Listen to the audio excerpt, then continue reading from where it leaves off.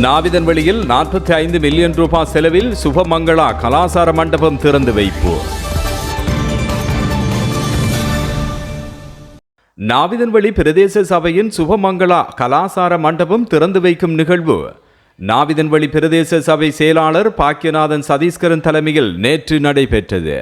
உலக வங்கி மற்றும் ஐரோப்பிய ஒன்றியத்தின் 45 மில்லியன் ரூபாய் நிதி ஒதுக்கீட்டின் கீழ் LDSP நிகழ்ச்சி திட்டத்தில் நிர்மாணிக்கப்பட்ட சுபமங்களா கலாசார மண்டபத்தினை அம்பாறை மாவட்ட உள்ளூராட்சி உதவி ஆணையாளரும் LDSP நிகழ்ச்சி திட்டத்தின் பணிப்பாளருமான SLA கமல் நெத்மினி பிரதம அதிதியாக கலந்து கொண்டு திறந்து வைத்தார்.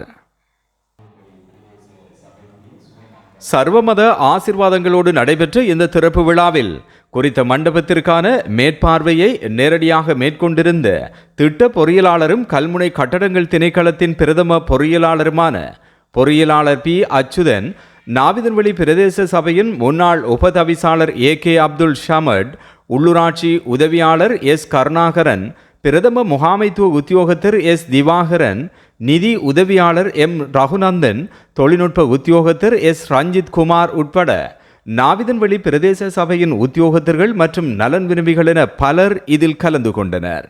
நிகழ்வின் போது வரவேற்பு நடனத்தினை வழங்கிய நாவிதன்வெளி அன்னமலை மகாவித்யாலய மாணவிக்கு பிரதம அதிதியினால் சிறப்பு நினைவு பரிசும் வழங்கி பாராட்டப்பட்டது.